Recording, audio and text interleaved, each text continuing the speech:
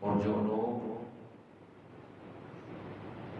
مستحق ہیں لیکن سوال نہیں کرتے انہیں بھی کھلاؤ، اور جو مستحق ہیں اور مانگتے ہیں بھیک انہیں بھی کھلاؤ۔ کذالک سخرناھا لکم لعلکم تشکرون، اسی طرح ان بڑے جانوروں کو تمہارے سامنے ہم نے مسخر کر دیا ہے،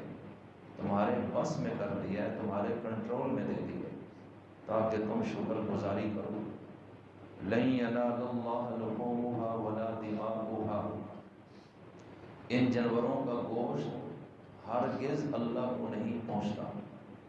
ولا دماؤھا، اور نہ ان کے خون اللہ کی بارگاہ میں پہنچتے ہیں، ولکن ینالہ التقوی منکم، لیکن تمہاری طرف سے اللہ کو تقوی پہنچتا ہے۔ کذالک سخرھا لکم، یوں ہی انہیں تمہارے بس میں کر دیا ہے، لتکبروا اللہ علی ما ھداکم، تاکہ تم بڑائی بیان کرو، تکبیر کہو اللہ کی اس پر جو اس نے تمہاری رہنمائی کی۔ وبشر المحسنین، اور نیکی کرنے والوں کو خوشخبری دے دیجیے۔ ان اللہ یدافع عن الذین آمنوا، بے شک اللہ تعالیٰ ایمان والوں کی طرف سے دفاع کرتا ہے۔ ان اللہ لا يحب كل خوان کفور، بے شک اللہ تعالیٰ پسند نہیں کرتا ہر اکڑ خان ناشکر کو۔ میرے عزیز بھائیوں، آیت نمبر 134 میں اللہ تعالیٰ نے فرمایا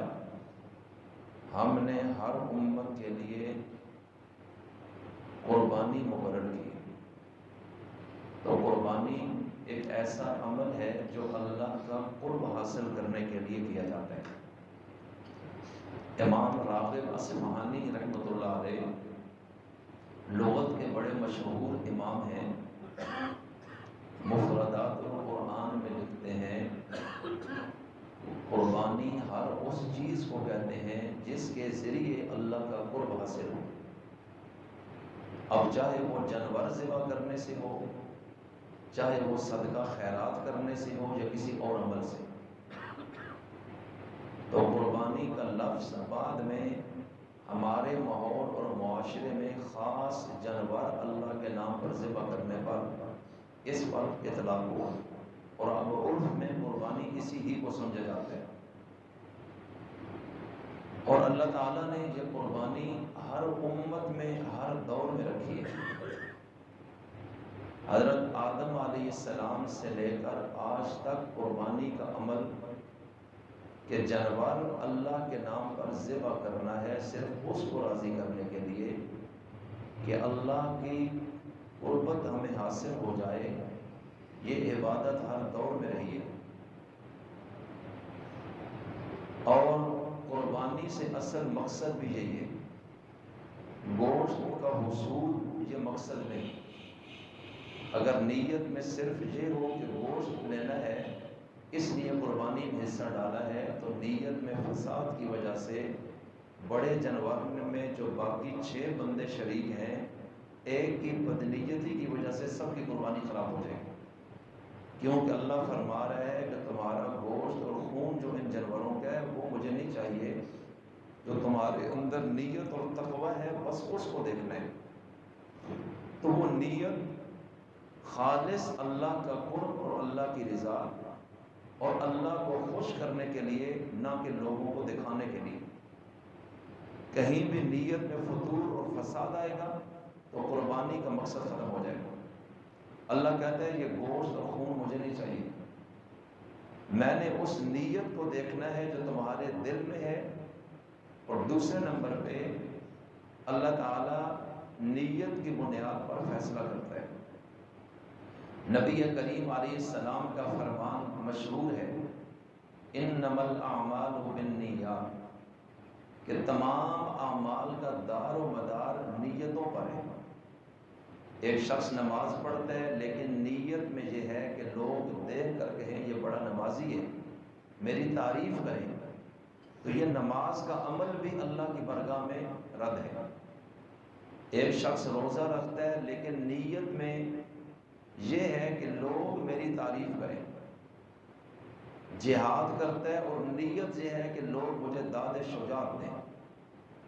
صدقہ خیرات کر رہے ہیں اور نیت میں یہ ہے کہ لوگوں میں میرا نام ہو اور میری تعریف کریں کہ یہ بڑا سخی آدمی ہے، یا وہ کسی دنیا کے مقصد کے لیے یہ نیک کام بھی کر رہے ہیں کہ لوگوں میں اس کا نام اچھا ہو جائے، تو فرمایا کہ یہ ساری عبادتیں زیرو ہو جائیں گی، اس لیے کہ ہم نے یہ عہد کیا ہے ایاک نعبد، کہ عبادت کی کوئی بھی شکل ہے اے اللہ ہم وہ صرف تیرے لیے کریں گے، اس نیت میں کسی اور کو نہیں لائیں گے، اور جب یہ چیز نیت میں آ گئی کسی اور کی خوشنودی تو بس آپ یہ سمجھ جائیں کہ عبادت کی روح ختم ہو گئی۔ پارہ نمبر 8 میں اللہ تعالیٰ اپنے رسول علیہ السلام سے یہ بات کہلوا رہے ہیں کہ آپ لوگوں کو یہ بات اپنی زبان سے بتائیں، قل ان صلاتی و نسکی و محیای و مماتی للہ رب العالمین لا شریک لہ و بذالک امرت وانا اول المسلمین۔ آپ کہہ دیجئے کہ میری نماز اور میری قربانی اور میرا جینا اور میرا مرنا للہ، یہ سب کچھ ایک اللہ کے لیے ہے، میرا دنیا میں کسی سے کوئی نیت میں اشتراک نہیں، یہ صرف خالص اللہ کے لیے، رب العالمین، اور وہ اللہ جو تمام جہانوں کا رب ہے، کیونکہ دنیا میں لوگوں نے کئی الہ بنائے تھے، اس لیے تعین کر دیا کہ الہ وہ ہے جو جہانوں کا رب ہے، اور اصلی خدا کے علاوہ تو اس جہان کو نہ کوئی بنانے والا ہے نہ کوئی چلانے والا ہے، لا شریک لہ، اور میری نماز، میری قربانی، میرا جینا، میرا مرنا ایک اللہ کے لیے ہے اور اس کا کوئی بھی شریک نہیں۔ اس کی وضاحت بھی واضح کر کے فرما دی، وَبِذَالِكَ أُمِرْتُ، اور اسی بات کا مجھے حکم دیا گیا ہے، مجھے پابند کیا گیا ہے کہ میں عبادت کی کسی شکل میں بھی اللہ کے غیر کو شریک نہ کروں، وَأَنَا أَوَّلُ الْمُسْلِمِينَ، اور میں سب سے پہلے اللہ کی فرمانبرداری کرنے والوں میں خود شامل ہوں، کہ میں خود یوں کر رہا ہوں جس کا تمہیں حکم دے رہا ہوں۔ تو اس لیے میں عرض کرتا ہوں کہ عبادت کی ہر شکل قربانی سمیت یہ صرف اور صرف بغیر شرکت غیرے کے کس کے لیے ہونی چاہیے؟ تو نیت کی درستگی پہلے ضروری ہے۔